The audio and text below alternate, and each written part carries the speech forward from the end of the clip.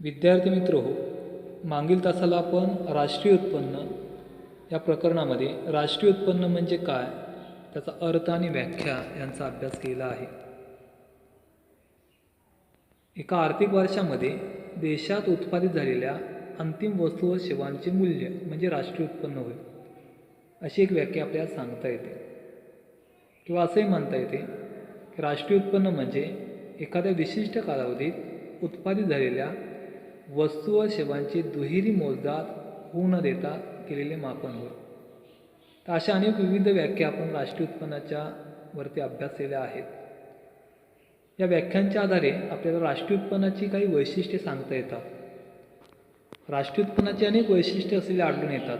यामध्ये स्थूल आर्थिक संकल्पना, राष्ट्रीय उत्पन्नात अंतिम वस्तू व सेवांचे मूल्य विचारात घेतले जाते, निव्वळ समग्र मूल्य, विदेशी निव्वळ उत्पन्न, आर्थिक वर्ष, प्रवाही संकल्पना, पैशात व्यक्त केलेले मूल्य, अशी काही वैशिष्ट्ये आपल्याला राष्ट्रीय उत्पन्नाची सांगता येतात.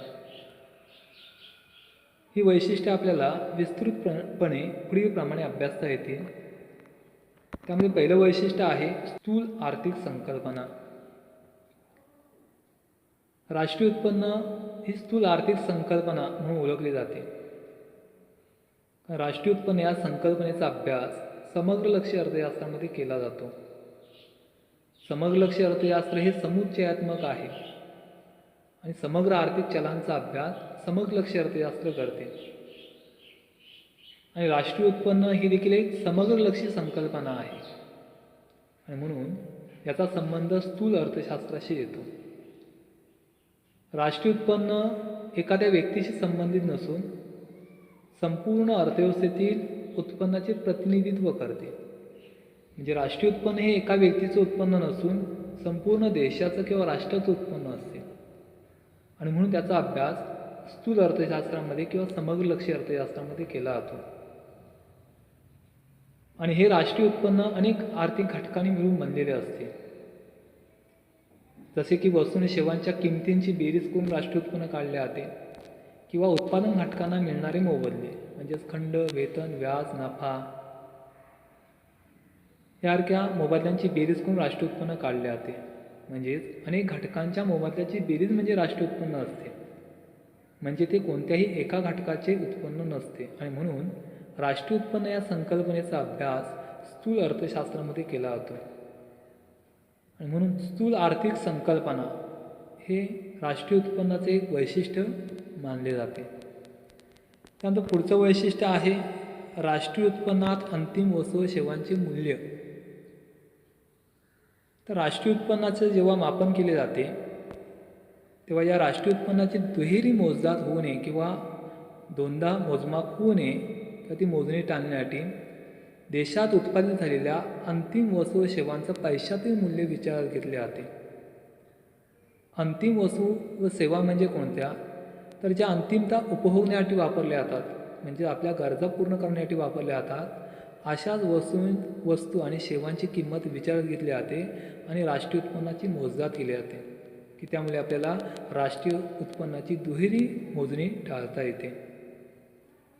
राष्ट्रीय उत्पन्नामध्ये अर्धसिद्ध वस्तू किंवा कच्च्या मालाची किंमत विचारात घेतली जात नाही. म्हणजे अंतिम वस्तू तयार करण्यासाठी जी मध्यम वस्तू किंवा अर्धसिद्ध वस्तू वापरली जाते किंवा कच्चा माल वापरला जातो, या कच्च्या मालाची किंमत राष्ट्रीय उत्पन्नामध्ये विचारात घेतली जात नाही, कारण ही किंमत अंतिम वस्तूच्या किमतीमध्ये समाविष्ट केलेली असते आणि म्हणून त्याचा पुन्हा विचार केला जात नाही. आणि जर पुन्हा विचार केला तर राष्ट्रीय उत्पन्नाची दुहेरी गणना होते आणि ती टाळण्यासाठी अंतिम वस्तूचीच किंमत या ठिकाणी विचार घेऊन राष्ट्रीय उत्पन्न मोजले जाते. मध्यम किंवा अर्धसिद्ध वस्तू आहेत, कच्चा माल आहे, त्याच्या किमती विचारात घेतल्या जात नाहीत. उदाहरणार्थ कपड्याची किंमत निश्चित करत असताना कापसाच्या किमतीचा विचार त्यामध्ये केला जात नाही, कारण कपड्याच्या किमतीमध्येच कापसाची किंमत आधीपासून गणलेली असते किंवा मोजलेली असते, म्हणून या किमतीचा विचार त्यामध्ये केला जात नाही. किंवा आपण साखरेचा विचार केला तर साखर ही अंतिम वस्तू आहे आणि ऊस ही मध्यम वस्तू किंवा कच्चा माल आहे. जेव्हा साखरेची किंमत निश्चित केली जाते तेव्हा ऊसाची किंमत साखरेच्या किमतीत गणलेली असते आणि म्हणून फक्त साखरेचीच किंमत विचार घेऊन देशाचं राष्ट्रीय उत्पन्न मोजलं जातं. त्यामध्ये पुन्हा ऊसाची किंमत मिळवली जात नाही. तर अशा पद्धतीने देशाचं राष्ट्रीय उत्पन्न आहे, या राष्ट्रीय उत्पन्नाची दुहेरी गणना टाळण्यासाठी अंतिम वस्तू आणि सेवा आहेत, या अंतिम वस्तू आणि सेवांचंच मूल्य विचारात घेतलं जातं आणि देशाचं राष्ट्रीय उत्पन्न मोजले जाते. आणि म्हणून राष्ट्रीय उत्पन्नात अंतिम वस्तू व सेवांचे मूल्य हे राष्ट्रीय उत्पन्नाचं वैशिष्ट्य सांगितले जाते. पुढचं वैशिष्ट्य आहे निव्वळ समग्र मूल्य. राष्ट्रीय उत्पन्नामध्ये देशात उत्पादित झालेल्या वस्तू आणि सेवांचं निव्वळ मूल्य विचारात घेतलं जातं. म्हणजे त्या वस्तू आणि सेवांची निव्वळ किंमत आहे तीच किंमत विचारात घेऊन देशाचं राष्ट्रीय उत्पन्न मोजलं जातं. यात घसाऱ्याचा समावेश केला जात नाही किंवा घसाऱ्याच्या निधीचा त्यामध्ये समावेश केला जात नाही. तर घसारा म्हणजे काय? तर वस्तू आणि सेवांची निर्मिती करण्यासाठी ज्या भांडवली वस्तू वापरल्या जातात, या भांडवली वस्तूंचा वापर केल्याने त्या वस्तूंची झीज होते, त्या झीजेला घसारा म्हटला जातो. आणि ही वस्तूंची झालेली झीज भरून काढण्यासाठी काही रक्कम बाजूला काढली जाते किंवा बाजूला काढून ठेवली जाते. त्याला आपण झीज खर्च असं या ठिकाणी संबोधतो. आणि हा झीज खर्च आहे, हा झीज खर्च राष्ट्रीय उत्पन्नाची मोजदाद करताना विचारात घेतली जात नाही. फक्त वस्तूंची किंमतच किंवा सेवांची किंमत किंवा मूल्यच विचारात घेऊन देशाचं राष्ट्रीय उत्पन्न मोजले जाते. आणि म्हणून निव्वळ समग्र मूल्य हे देखील एक राष्ट्रीय उत्पन्नाचं वैशिष्ट्य या ठिकाणी सांगितले जाते. त्यानंतर पुढचं वैशिष्ट्य आहे विदेशी निव्वळ उत्पन्न. राष्ट्रीय उत्पन्नामध्ये विदेशातून मिळणाऱ्या निव्वळ उत्पन्नाचा समावेश केला जातो. देशाला आयात निर्यात व्यापारातून विदेशी निव्वळ उत्पन्न मिळत असतं आणि हे विदेशी निव्वळ उत्पन्न जर धन असेल तर ते राष्ट्रीय उत्पन्नात मिळवले जाते आणि ते जर ऋण असेल तर ते राष्ट्रीय उत्पन्नातून वजा करावे लागते. प्रत्येक देशाकडून आयात निर्यात व्यापार केला जातो. तशाच पद्धतीने भारत हा देश देखील आयात निर्यात व्यापार करतो. जर समजा भारताचा आयातीवरील खर्च जास्त असेल आणि निर्यातीपासून मिळणारं उत्पन्न कमी असेल तर आपण निर्यात वजा आयात केल्यास मिळणारे निव्वळ उत्पन्न ऋण मिळते आणि हे ऋण असल्यामुळे ते राष्ट्रीय उत्पन्नातून वजा करावे लागेल. या उलट भारताने जी निर्यात केलेली आहे त्या निर्यातीपासून मिळणारं उत्पन्न जास्त असेल आणि आयातीवरचा खर्च कमी असेल तर निर्यात वजा आपण आयात केली तर निव्वळ उत्पन्न आहे, निर्यातीपासून मिळणारं निव्वळ उत्पन्न आहे ते धनही मिळते आणि धन असल्यामुळे ते राष्ट्रीय उत्पन्नात समाविष्ट केले जाते. तशाच पद्धतीने निव्वळ प्राप्ती याचा देखील समावेश राष्ट्रीय उत्पन्नामध्ये केला जातो. निव्वळ प्राप्ती धन असेल तर ती राष्ट्रीय उत्पन्नामध्ये समाविष्ट केली जाते आणि ती जर ऋण असेल तर ती राष्ट्रीय उत्पन्नातून वजा केली जाते. निव्वळ प्राप्ती म्हणजे काय? तर परदेशी नागरिकांनी देशात वस्तू व सेवांवर केलेला खर्च आणि देशातील नागरिकांनी परदेशातील वस्तू आणि सेवांवर केलेला खर्च यातील फरक त्याला निव्वळ प्राप्ती म्हटली जाते. म्हणजे परदेशी नागरिकांनी देशातील वस्तू आणि सेवांवरती केलेला खर्च आहे, या खर्चातून देशातील नागरिकांनी विदेशातील वस्तू आणि सेवांवर केलेला खर्च वजा केला आपल्याला निव्वळ प्राप्ती मिळते. आणि ही निव्वळ प्राप्ती जर धन असेल तर ती राष्ट्रीय उत्पन्नात समाविष्ट केली जाते आणि निव्वळ प्राप्ती जर ऋण असेल तर ती राष्ट्रीय उत्पन्नातून वजा केली जाते. आणि म्हणून विदेशी निव्वळ उत्पन्न हे देखील राष्ट्रीय उत्पन्नाचे एक वैशिष्ट्य मानले जाते. त्यानंतर पुढचं वैशिष्ट्य आहे आर्थिक वर्ष. देशातील राष्ट्रीय उत्पन्नाची गणना आहे ही विशिष्ट कालावधीसाठी केली जाते. म्हणजे राष्ट्रीय उत्पन्नाचा संबंध हा कालखंडाशी असतो. सर्वसाधारणपणे वित्तीय वर्षासाठी देशातील राष्ट्रीय उत्पन्नाची मोजदाद केली जाते. आणि भारताचं वित्तीय वर्ष जर विचारात घेतलं तर म्हणजे भारताचं आर्थिक वर्ष विचारात घेतले तर भारतामध्ये 1 एप्रिल ते 31 मार्च हे आर्थिक वर्ष मानले जाते. म्हणजे 1 एप्रिलला सुरू होते आणि 31 मार्चला हे आर्थिक वर्ष संपते. तर 1 एप्रिल ते 31 मार्च या कालखंडामध्ये किंवा या कालावधीमध्ये देशात जेवढ्या काही वस्तू आणि सेवा उत्पादित केल्या जातात त्या वस्तू आणि सेवांचं मूल्य म्हणजे पैशातील किंमत विचारात घेतली जाते आणि पैशातील किंमत विचारात घेऊन देशाचं राष्ट्रीय उत्पन्न मोजलं जातं.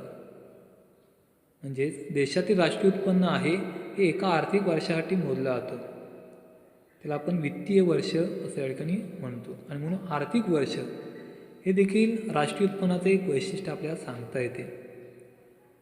त्यानंतर पुढचं वैशिष्ट्य आहे प्रवाही संकल्पना. राष्ट्रीय उत्पन्न ही एक प्रवाही संकल्पना असं म्हटले जाते.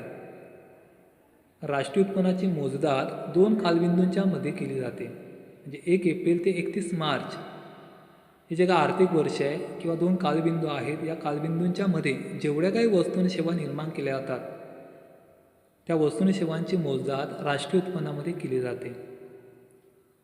असं दरवर्षी देशाचं राष्ट्रीय उत्पन्न मोजलं जातं. म्हणजे एक आर्थिक वर्ष संपल्यानंतर पुढच्या आर्थिक वर्षामध्ये पुन्हा त्या वर्षात जेवढ्या वस्तू सेवा निर्माण झाल्या असतील त्या वस्तू सेवांची मोजदाद त्या राष्ट्रीय उत्पन्नात केली जाते. अशी प्रत्येक वर्षी देशाचं राष्ट्रीय उत्पन्न मोजलं जातं. आणि म्हणून राष्ट्रीय उत्पन्न ही एक प्रवाही संकल्पना असं या ठिकाणी म्हटले जाते. कारण एका आर्थिक वर्षामध्ये देशात उत्पादित झालेल्या वस्तू व सेवांचा प्रवाह म्हणजे राष्ट्रीय उत्पन्न होय, अशी एक आपण व्याख्या अभ्यासलेली आहे. म्हणजेच एका आर्थिक वर्षामध्ये जेवढ्या काही वस्तू आणि सेवा उत्पादित होतात तेवढ्याच वस्तू आणि सेवांची मोजदाद त्या आर्थिक वर्षामध्ये केली जाते आणि देशाचं राष्ट्रीय उत्पन्न सांगितलं जातं. असं प्रत्येक वर्षी त्या वर्षातील त्या आर्थिक वर्षातील वस्तू आणि सेवांची पैशातील किंमत विचारात घेऊन देशाचं राष्ट्रीय उत्पन्न मोजले जाते आणि हे सातत्याने मोजले जाते. आणि म्हणून राष्ट्रीय उत्पन्न ही एक प्रवाही संकल्पना आहे असं या ठिकाणी म्हटले जाते. म्हणून ते एक याचं वैशिष्ट्य आहे. त्यानंतर पुढचं वैशिष्ट्य आहे पैशात व्यक्त केलेले मूल्य.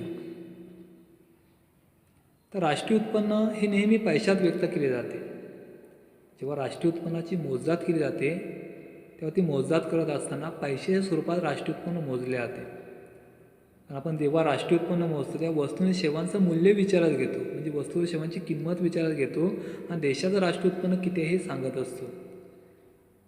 आणि म्हणून पैशात व्यक्त केलेले मूल्य हे देखील एक राष्ट्रीय उत्पन्नाचं वैशिष्ट्य मानले जाते. देशाचं राष्ट्रीय उत्पन्न नेहमीच पैशात व्यक्त केलं जातं. ज्या वस्तू आणि सेवांना पैशातील मूल्य किंवा विनिमय मूल्य असते अशाच वस्तू व सेवांचा समावेश राष्ट्रीय उत्पन्नात केला जातो. आणि ज्या वस्तू व सेवांना पैशातील मूल्य किंवा विनिमय मूल्य नसते अशा वस्तू व सेवांचा राष्ट्रीय उत्पन्नात समावेश केला जात नाही. तर उदाहरणार्थ सांगायचे झाले तर समजा एखादा चित्रकार आहे. या चित्रकाराने स्वतःच्या आनंदाखातर काही चित्र काढली आणि ती स्वतःकडे संग्रहित करून ठेवली, मात्र ती विकली नाहीत. याचा अर्थ त्याने जी काही चित्र तयार केलेली आहेत या चित्रांना त्याला किंमत मिळणार नाही, मूल्य मिळणार नाही. आणि त्यामुळे ती चित्र राष्ट्रीय उत्पन्नाची मोजदाद करताना विचारात घेतली जाणार नाही, कारण त्या चित्रांना त्यांनी किंमत घेतलेली नाही. परंतु ही चित्र त्या चित्रकाराने समजा विकली तर त्याच्या वस्तूला म्हणजे त्या चित्रांना किंमत मिळते, म्हणजे मूल्य मिळते. साहजिकच त्या वस्तूंचा समावेश राष्ट्रीय उत्पन्नात केला जाईल, कारण त्या वस्तूंना मूल्य प्राप्त झाले. तशाच पद्धतीने समजा एखादी गृहिणी आहे. गृहिणी म्हणजे आपल्या घरामध्ये काम करणारी आई की जी जेवण करते, कपडे धुते, असे अनेक विविध कामं करत असते. तिला आपण गृहिणी म्हणतो. आणि ही गृहिणी घरचं काम करण्यासाठी कोणत्याही प्रकारचा मोबदला स्वीकारत नाही किंवा घेत नाही. म्हणजे तिला आपण कोणत्याही प्रकारचा मोबदला पैशा स्वरूपात देत नाही. त्यामुळे या सेवेचा समावेश राष्ट्रीय उत्पन्नात केला जात नाही. परंतु हीच आई किंवा हीच गृहिणी जेव्हा दुसऱ्याच्या घरामध्ये घरकाम करण्यासाठी जाते आणि दुसऱ्याच्या घरामध्ये घरकाम करण्यासाठी गेल्यानंतर तिथलं जेवण, तिथली कपडे, भांडी धुणे यासारखी कामं करत असते. आणि ते कामं करण्यासाठी ती महिन्याला त्याचा मोबदला घेते. साहजिकच त्याच्या सेवेचा तिला मोबदला मिळतो आणि त्यामुळे त्या सेवेचा समावेश राष्ट्रीय उत्पन्नात केला जातो, कारण तिला त्या सेवेचा मोबदला प्राप्त होतो. किंवा समजा एखादी दाई म्हणजे नर्स आहे की ही नर्स आपल्या घरामध्ये आपल्या घरच्यांना काही सेवा पुरवते, आजारपणामध्ये काही सेवा देते, त्यांच्यावरती औषधोपचार त्यांना देते. मात्र या सेवेचं ते मूल्य घेत नाही, त्यामुळे या सेवेचा समावेश राष्ट्रीय उत्पन्नात होणार नाही. मात्र हीच नर्स किंवा दाई जेव्हा हॉस्पिटलमध्ये जाते त्यावेळी तेथील पेशंटला ती सेवा देते. साहजिकच त्या सेवेचं ती मोबदला घेते, कारण तिला दरमहा काही वेतन मिळतं, म्हणजे तिला तिच्या सेवेची किंमत मिळते आणि त्यामुळे ती सेवा राष्ट्रीय उत्पन्नात गणली जाते. थोडक्यात आपल्याला यावरून असं म्हणता येतं की ज्या वस्तू आणि सेवांना पैशातील मूल्य किंवा विनिमय मूल्य असते अशा सेवा राष्ट्रीय उत्पन्नात गणल्या जातात आणि ज्या वस्तूंना पैशाचे मूल्य किंवा विनिमय मूल्य नसते अशा सेवा राष्ट्रीय उत्पन्नात मोजल्या जात नाहीत, गणल्या जात नाहीत. आणि म्हणून पैशात व्यक्त केलेले मूल्य हे राष्ट्रीय उत्पन्नाचे एक वैशिष्ट्य मानले जाते. तर अशा पद्धतीने आज आपण राष्ट्रीय उत्पन्नाची जी काही विविध वैशिष्ट्ये आहेत या वैशिष्ट्यांचा अभ्यास केलेला आहे.